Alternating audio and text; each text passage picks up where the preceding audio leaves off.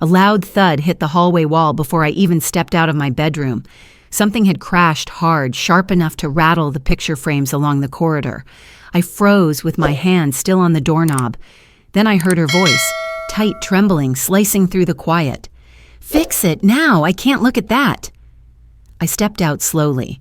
My roommate, Harper, was standing 3 feet from the front door, her fists pressed to the sides of her head like she was trying to hold her skull together. Her eyes were locked on the wall, on the tiny, faintly patched spots where the mezuzah had been. Her breathing was sharp, uneven, almost panicked. "It's just paint," I said softly. She jerked around so fast her hair whipped across her cheek. "Don't tell me what it is. You ruined the wall." The sting landed hard, harder than I wanted to admit. My chest tightened, remembering how she had screamed earlier about the mezuzah tilt, how I had taken it down, how I'd paid maintenance, how I'd tried to keep the peace. Harper stepped closer, too close. "You don't care how this affects me." A beat of silence. My own anger rose, slow but steady. "Harper, you have to get over it." Her face twisted, hurt, fury, disbelief folding into one. And in that instant, I knew the day had just turned into something neither of us could undo. The morning light slid across the living room in a thin, uneven line, catching every imperfection on the wall. The faint circles from the screws, the slightly mismatched paint, the shadow where the mezuzah had once rested. It all looked harmless in the calm of daylight, so small it barely existed. But Harper stood in front of it, like it was a burning fuse. She paced in tight, agitated steps. "It's crooked. It's still crooked." I blinked. "Harper, there's nothing there." She jabbed a finger toward the wall without looking at me. "I see it. The shade is off. The texture is wrong. It's disgusting." Her voice cracked on that last word. My stomach tightened. I'd seen her irritated before, Christmas decorations exploding across the living room every year, boxes everywhere, glitter in the carpet for months. But this was different. This was something sharp, unfiltered, slicing through the room. She turned suddenly. "Why did you even need that thing on the door?" "That thing?" I repeated. "You know what I mean," she snapped. "If you had just listened, none of this would have happened." The words struck deeper than I expected. Something in my chest folded in on itself, quiet, small, bruised. "I did listen," I said. "I tried." "No," she shot back. "You made everything worse.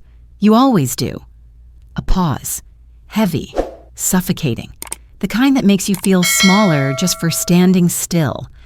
A sharp click echoed from the kitchen, the sound of a cabinet slamming shut hard enough to rattle the dishes inside. I flinched. Harper wasn't even cooking. She was just venting. Each movement louder than the last, like she needed the house to feel as unsettled as she did. I stepped toward the kitchen doorway, careful with every footstep. "Harper, can we talk?" She didn't turn. She wiped the counter aggressively, her wrist rigid. "There's nothing to talk about." "The wall isn't damaged," I said softly. She froze mid-wipe. "You don't get it." Her voice was low, brittle. "You never get it." Then she turned, eyes glossy with a frustration that looked almost physical. "My brain doesn't let me ignore things like that." "I'm trying to understand," I said. "No, you're trying to make me feel unreasonable," she snapped. "You act like your traditions matter more than my mental health." The words shook something inside me. Guilt, anger, exhaustion mixing in one tight knot. "That's not what I'm doing." She laughed, cold, humorless. "Please, you put a crooked object on a shared door. You drilled holes, you messed up the wall, and now you want me to comfort you?" Her sarcasm hit like a slap. A bowl slipped from her hand and clattered loudly into the sink. The noise jolted through me, and for a moment neither of us spoke. The air felt stiff, crowded with everything unsaid. "Harper," I tried again, but she'd already turned away, shoulders rigid, shutting me out inch by inch. "You left this crooked too. Harper said the moment I stepped into the living area. No greeting, no pause, just the accusation snapping through the air. I followed her gaze to the tiny frame above the shoe rack, a picture she had adjusted herself just last week. "I didn't touch it," I said. "You must have brushed it. Something's off." Her tone sharpened, slicing through what little calm was left between us. I shook my head. "Harper, I haven't been near that wall." She stepped closer, eyes narrowed as if studying a crime scene. "Don't lie. It wasn't like this yesterday." Her voice carried across the room, loud enough that the neighbor walking past our open door turned to look. Heat crawled up my neck. I moved to shut the door quickly, but Harper scoffed loudly, loud enough for him to hear. "Maybe if you respected shared spaces," she said, "we wouldn't constantly be fixing your mistakes." The humiliation hit fast, sharp, unexpected. I swallowed hard. "I said I didn't do anything," I repeated quietly. "That's the problem," she muttered, adjusting the frame with jerky hands. "You never notice what you ruin." Something in me tightened, a slow pressure ache that made breathing feel smaller. "Harper, this isn't fair." She stepped back from the frame, arms crossed. "Fair? Living with someone who creates chaos and calls it tradition? That's not fair." The words pressed down like weight on my chest, heavy, unsteady, too familiar. My hands trembled when I reached for the light switch, not from fear, just exhaustion, the kind that settles deep in the bones when a simple conversation keeps turning into a battlefield. The living room flickered brighter, revealing Harper sitting on the sofa, knees bouncing, fingers tapping against each other in a frantic rhythm. She didn't look up. "You breathe too loud when you're stressed." The comment landed like a dull blade. I steadied my exhale. "Harper, can we reset? Just talk like normal people?" She snapped her head toward me. "Normal? What's normal to you? Hanging things crooked? Scratching walls? Making a mess and calling it cultural?" My jaw tightened. "I didn't scratch anything. I filled the holes. I paid for it. And it looks terrible." She stood abruptly, the sofa creaking under her shift. "Every time I walk past that spot, my stomach flips. You ruined the entrance. You ruined the hallway. You ruined the door frame. And then you told me to get over it." The echo of those words hung between us, heavier than I remembered. "I didn't mean it to hurt you," I said quietly. "You don't have to mean it," she shot back. "You just do." A beat of silence. Her breathing grew shallow. Mine felt uneven. Then she muttered, barely audible, "Sometimes I think you like pushing me." That sentence was the whiplash, sharp, unfair, and nothing like the truth. It hit me in the chest, a pressure I couldn't place. "Harper, no, God, no." But she had already turned away, shoulders stiff, as if bracing for another imaginary blow. The apartment felt smaller that evening, as if the walls had leaned in while we weren't looking. The hallway was dim, lit only by the weak glow from the kitchen nightlight. I walked through it slowly, feeling the quiet press against my shoulders. Harper was at the dining table, hunched over her laptop, her foot tapping a frantic rhythm against the floor. She didn't acknowledge me until I pulled out a chair. The legs scraped softly across the tile, a tiny sound but enough to make her flinch. "Can you not?" she snapped. I froze mid-motion. "Harper, I just need to sit." Her fingers hovered above the keyboard. "You always need something." The cruelty wasn't loud, but it was sharp enough to cut deep. I swallowed, feeling the sting rise in my throat. "I've been trying," I said. "I took the mezuzah down. I fixed the wall. I paid for maintenance." And none of it helped. She pushed the laptop aside so abruptly the charger cord thudded onto the floor. "You don't get how my brain works. You make things crooked, uneven, wrong. And then you ask me why I react." Her words shook something loose inside me, anger, hurt, confusion mixing into something heavier. "I wasn't trying to make things wrong," I whispered. She exhaled sharply. "Intent doesn't matter. Impact does." A tiny hesitation flickered across her face, barely visible, but there. A micro crack in the certainty she'd been clinging to. For a moment, I thought she might soften, but then she folded her arms, pulling the crack shut. You keep acting like your feelings are the only ones that count. The sentence landed with a quiet, devastating finality. I dropped my keys on the counter a little too quickly. The metallic clatter echoed through the kitchen, sharper than I meant it to be. Harper stiffened instantly, shoulders rising toward her ears as if bracing for impact. "I can't deal with that noise," she said, her voice thin. I closed my eyes for a second. It was an accident. It doesn't matter. She pressed her palms flat against the table, breathing fast. Everything you do feels like a disruption. My chest tightened. "Harper, I live here too." She let out a bitter laugh. "Then act like it. Respect shared space.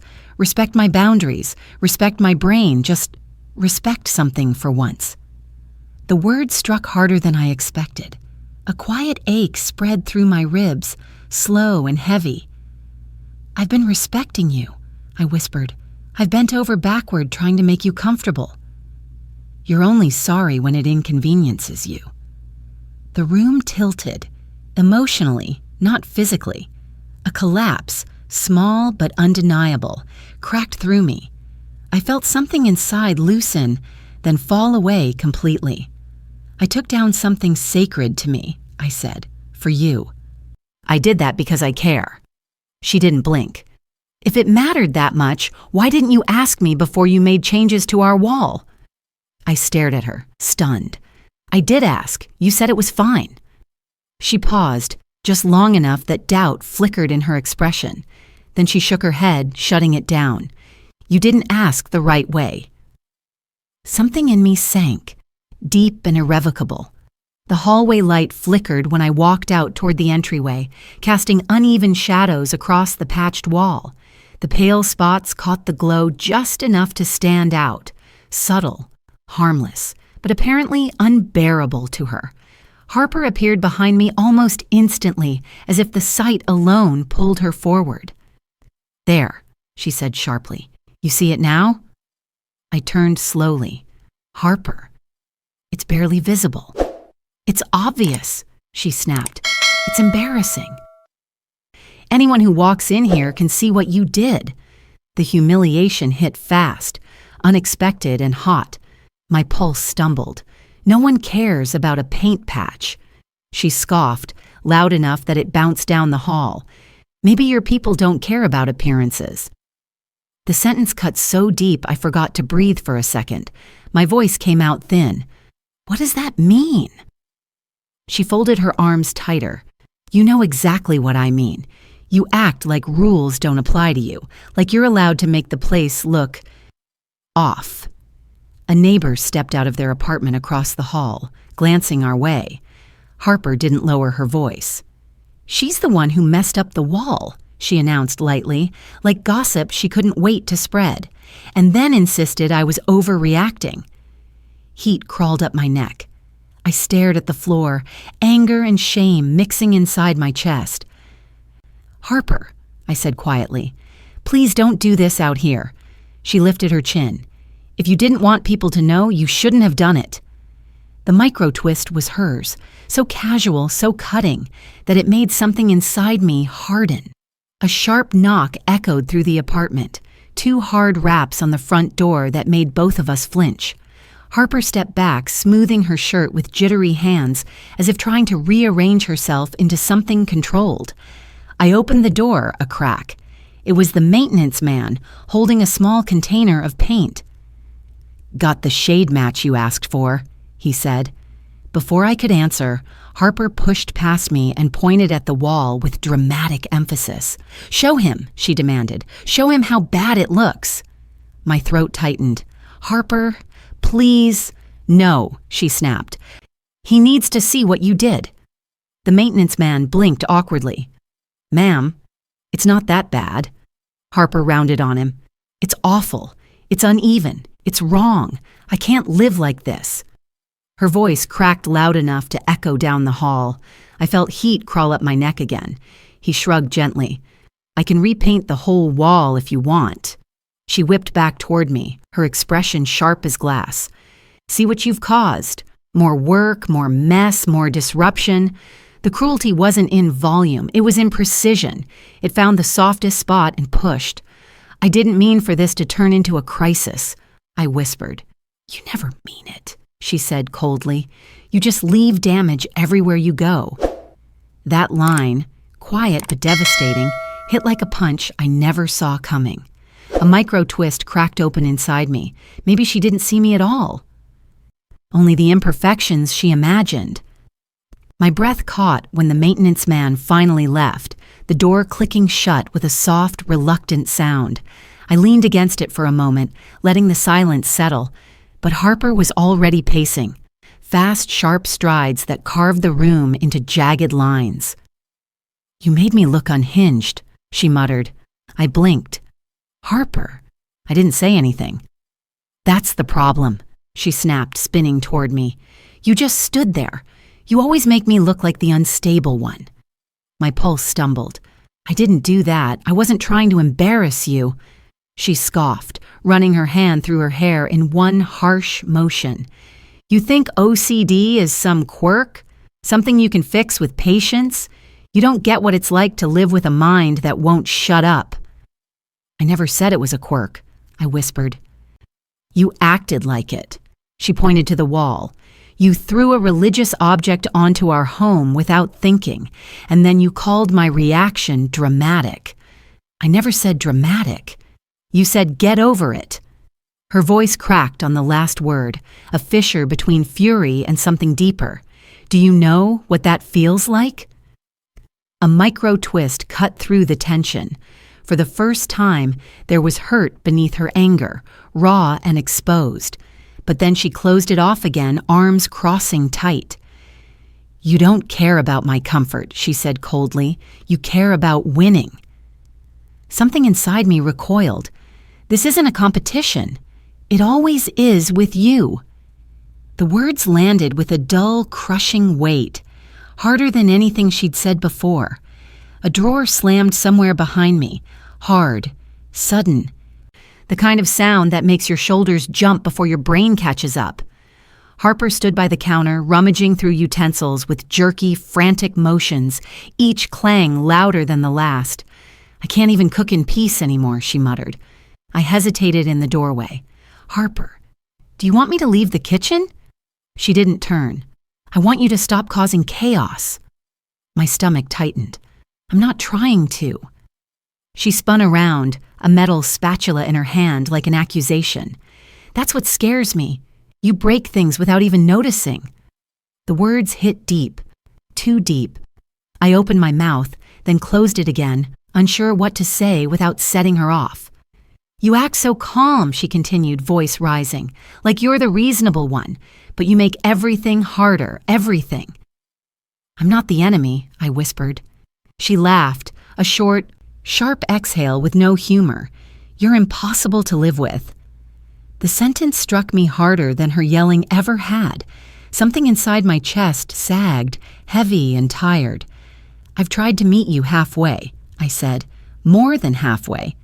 She set the spatula down with a loud metallic tap. You can't meet me halfway on OCD. Either it's right or it's wrong. A micro-twist flickered. This wasn't about the wall or the paint. This was about control.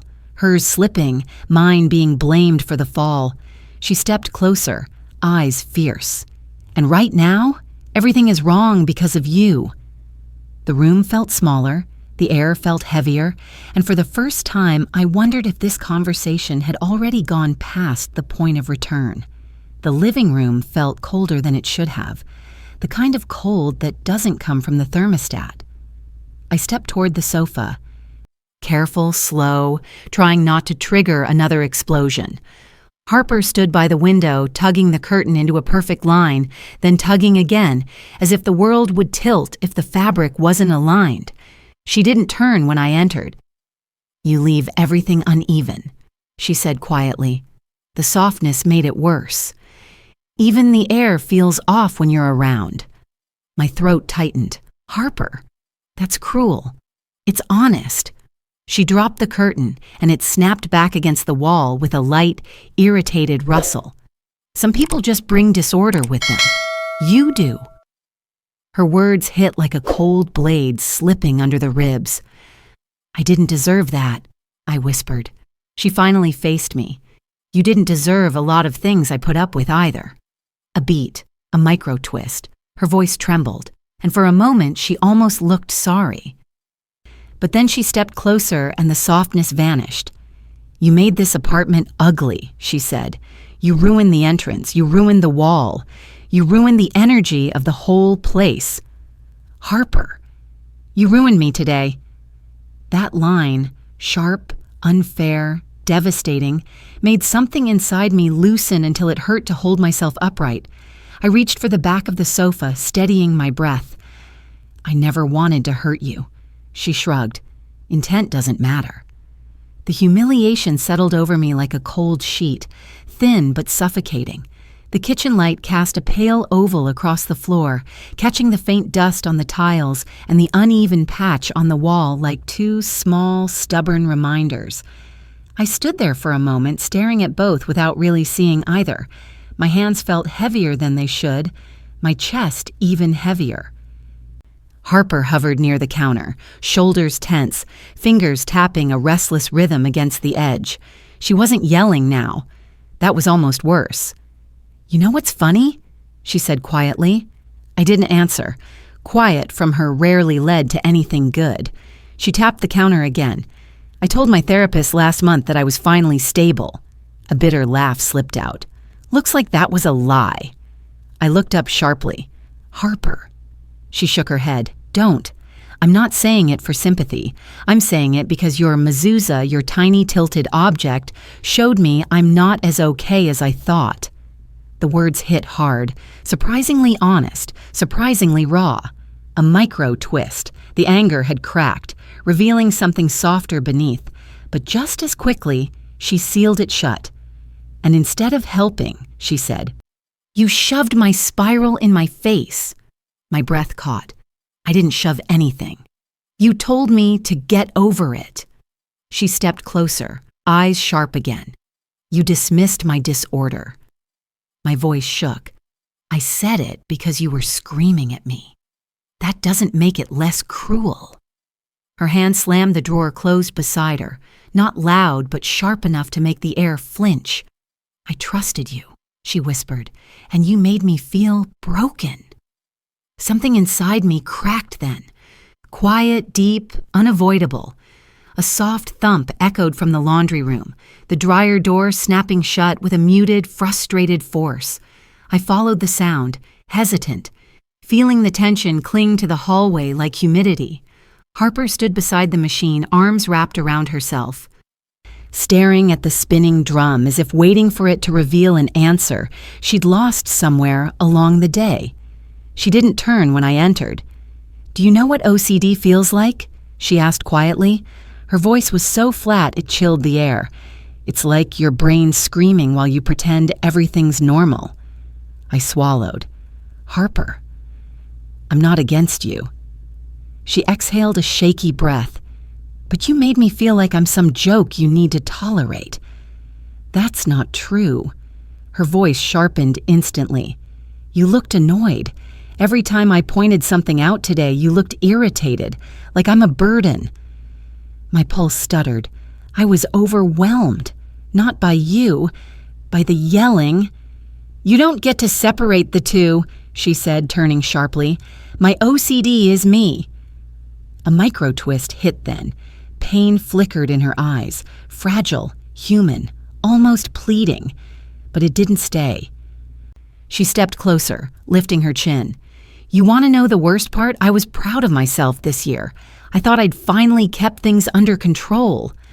The dryer hummed behind her, a low, constant vibration.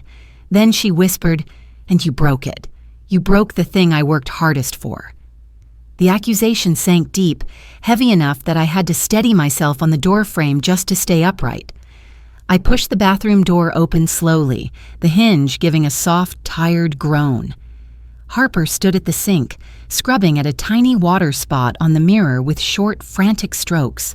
The cloth squeaked against the glass in a rhythm that made my chest tighten. She didn't look up. "It won't come off," she muttered. I stepped closer. "Harper, it's clean."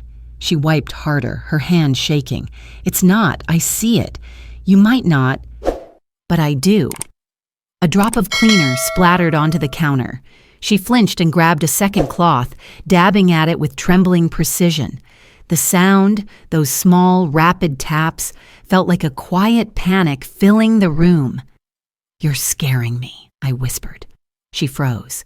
Then she set the cloth down with a precise, deliberate thud. "You think I'm the problem?" "I didn't say that. You didn't have to." Her reflection glared at me from the mirror, sharp and tired. "You walk around like your traditions make you special, like your discomfort is sacred." She turned fully, eyes narrowing.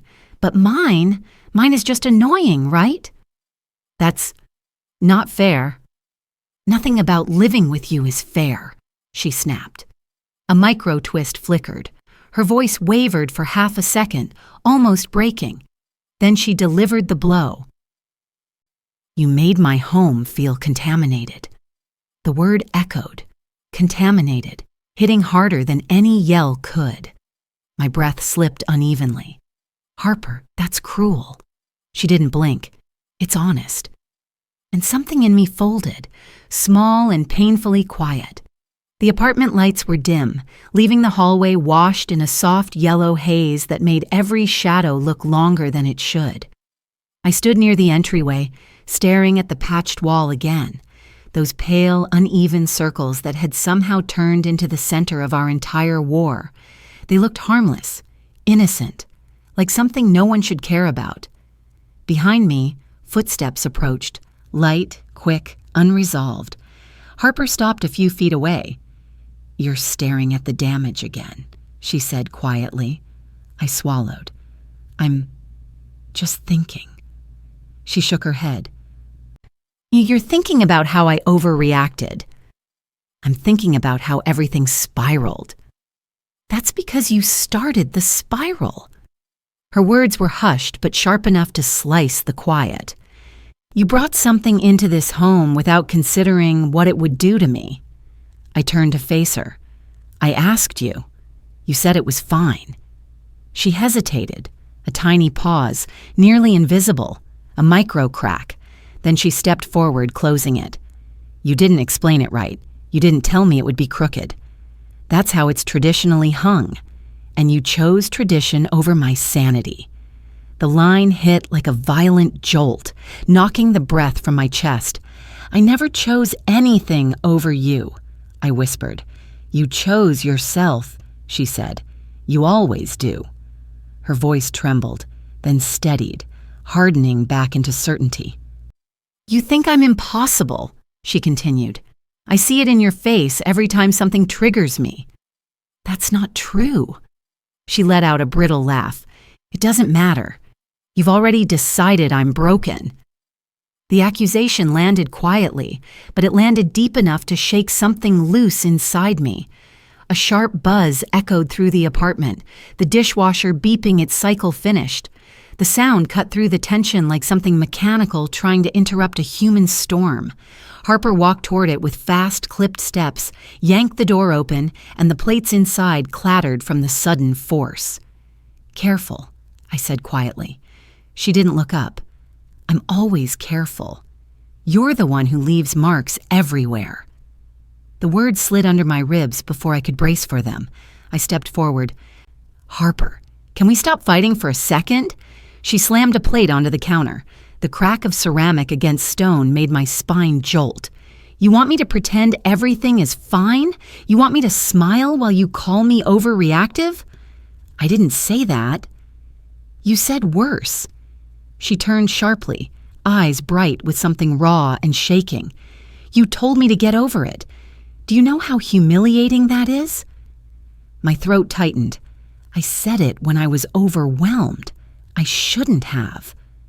Her lips trembled, barely noticeable, but enough to shift the air. Then came the whiplash. "You know what hurts most?" she whispered.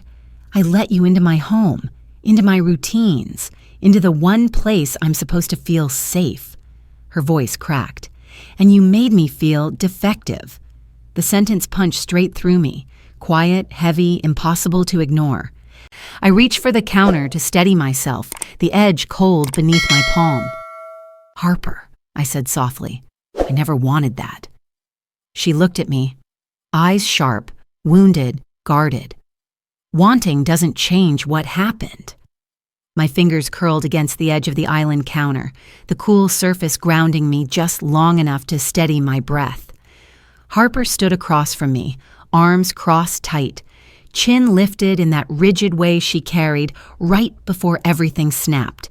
Her foot tapped once, sharp enough to echo. "We can't keep doing this," I said quietly. She raised an eyebrow. "You mean you can't? I've been dealing with this all day. That's not fair." "Nothing about this day has been fair," she shot back, her voice rising. "You put something crooked on our door. You made holes in the wall. You messed up the paint. And now you want sympathy?"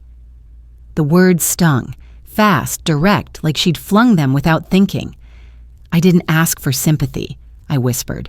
"I asked for understanding." She scoffed. "You want me to understand you? After what you did?" A plate on the drying rack trembled under her hand. She didn't mean to move it, but the vibration made a soft tapping sound, small, but enough to send a shiver through the room. "Harper," I said. I apologized. "No," she snapped. "You apologized for the noise, for the holes, for the mess. But you never apologized for invalidating my disorder." A micro-twist. Her voice wavered, not weak, just painfully honest. "You took something sacred to you," she said, "and turned it into something that broke me." The accusation sank into the space between us, heavy, suffocating, impossible to step around. For the first time, I didn't know how to reach her. I moved toward the living room, pulling the sliding door closed behind me with a soft, controlled click. Anything louder would have set her off again. Harper followed, stopping a few feet away, arms locked tight across her chest. The air between us felt thick, charged, almost metallic. "I need you to hear me," I said. "I've heard enough," she replied, her voice clipped. "No," I insisted, stepping forward. "You heard my frustration. You didn't hear my intent." She narrowed her eyes. Intent means nothing when the damage is real. A muscle in my jaw twitched. "Harper, I didn't dismiss your OCD. I dismissed the screaming. I dismissed being attacked over something I asked permission for." She blinked.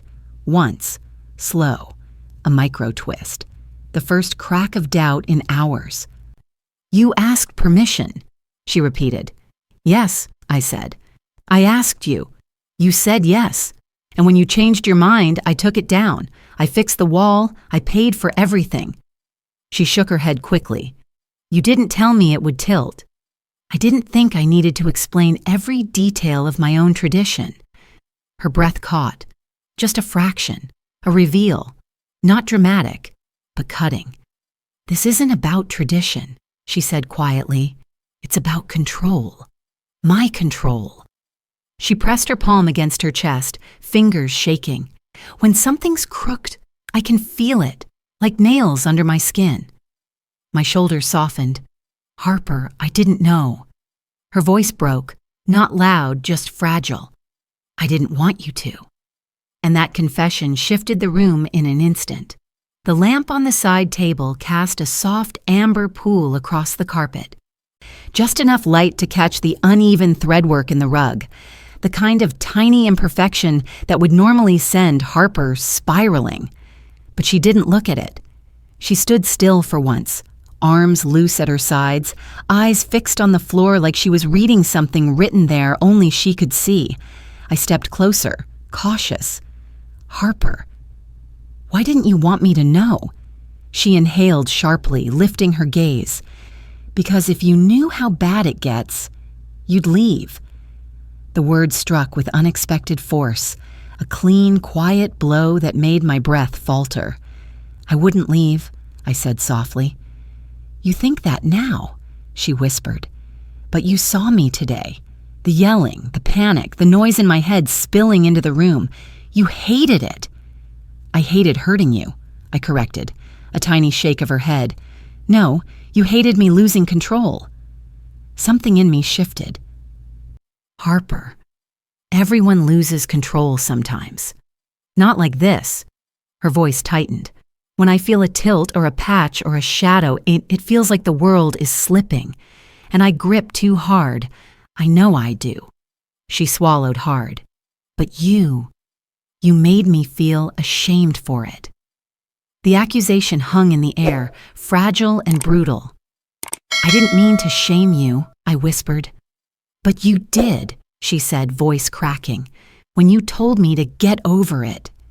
You made me feel like a malfunction. A micro twist pulled through me, raw guilt settling into my chest, heavy and unmoving. I'm sorry, I said, for that. Truly. Harper looked at me then. Really looked. And the hurt in her eyes was deeper than any wall patch or crooked angle. The radiator clicked in the corner. One soft tick, then another. Tiny pulses breaking the silence, like the house was exhaling for us. Harper stood near the window, rubbing her sleeve with slow, uncertain strokes, as if trying to calm the tremor in her own hands. I stayed a few steps away, giving her space she never actually asked for but clearly needed. I didn't want you to see this part of me, she said quietly. I nodded once, letting the air settle. I see it anyway. A flicker crossed her face, a fragile, almost startled expression, a micro twist. She wasn't expecting gentleness now, not after everything. I know I hurt you, she whispered. I know I said things that weren't fair. The admission was small, but it pierced through the day's thick anger like a thin beam of light. I stepped closer. We both said things we shouldn't have. She shook her head. But you didn't deserve all of mine. Her voice quivered. I was spiraling, and I used you as the anchor to grab onto, and anchors aren't supposed to move. My breath slipped unevenly. I'm human, Harper. I move. I react. I get overwhelmed, too. A single tear slid down her cheek, silent, almost reluctant. I hate how fragile I feel around you, she said, because I don't want you to see me as broken. I don't, I murmured. You did today, she whispered back. The softness in her tone hurt more than any of the yelling. My throat tightened before I could speak, the kind of tightness that comes after holding everything in for too long. I pressed my palm lightly against the back of a chair, grounding myself as the weight of her words settled between us. Harper, I said softly, I didn't see you as broken. I saw you as scared. She blinked, slow, hesitant, like she didn't know whether to believe me or brace for another blow. That's worse, she whispered, being a burden someone has to manage. You're not a burden. She let out a fragile exhale, almost a tremor. Then why did you look at me like that? Like my brain was something you needed to escape? The question hit deeper than anything else today. It wasn't accusation. It was fear. Real, raw fear. I wasn't trying to escape, I said. I was trying not to hurt you more. Harper wiped the corner of her eye with the back of her sleeve, quick, embarrassed, as if even her own tears were things she had to hide. I don't want you to hate living with me, she said, but I also can't shut this part of me off. I know you can't, I whispered, and I shouldn't have told you to get over it. That wasn't fair. A faint micro twist shifted through her expression, relief mixed with disbelief, like she'd never expected to hear those words from me, at least not like this. She nodded slowly. I didn't expect you to say that. I didn't expect today to turn into a war, I replied. Her shoulders dropped, tension easing for the first time all day. I pulled out a chair and sat down slowly, the wooden legs giving a soft creak that felt almost like a quiet sigh from the room itself. Harper stood across from me, arms loose now, fingers tracing the seam of her sleeve in small, uncertain motions. The anger had drained from her face, leaving something softer, something almost fragile. She glanced at me briefly before looking away. I didn't want today to be like this. I know, I said. I didn't either. Her shoulders lifted in a tiny shrug. I felt everything slipping, the wall, the tilt, the noise in my head, and then your voice on top of it. She paused, swallowing hard. It all stacked too fast. I nodded, letting her words settle. I should have stepped back instead of trying to push the situation quiet.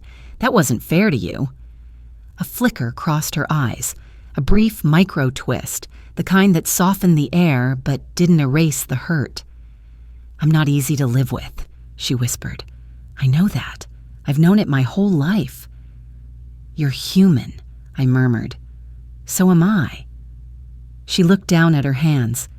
When you said get over it, it felt like every time someone mocked me growing up, every time someone told me I was being dramatic, it hit someplace I don't talk about. My breath caught. Harper. I'm sorry I touched that place. She sat down across from me, slow, deliberate. I didn't want you to see that part of me, but maybe that's the problem. Something gentle, hesitant, new, settled between us. I leaned forward, resting my arms on the table, letting the quiet stretch just long enough for both of us to breathe without bracing for the next hit. Harper's gaze drifted toward the patched wall in the hallway, the faint, uneven circles that somehow carried the weight of everything we hadn't said until now. It's strange, she whispered. It's just paint. It's never just paint, I said softly. She looked down, her fingers curling loosely around the edge of her sleeve. I don't want you to feel unwelcome here, even when I'm like this. I don't want you to feel alone when you're like this, I replied. A small, honest silence settled between us. Not heavy, not sharp, just real. Harper drew in a slow breath. I'll try not to let it swallow me next time. And I'll try not to let frustration speak for me. I hesitated, then added, we're both learning each other. Another flicker crossed her face, a gentleness I hadn't seen all day. I don't expect perfection, she said, but I need honesty. You have it, I murmured. She nodded, letting her shoulders ease for the first time since morning. The room felt different now, not fixed, not perfect, but steadier somehow.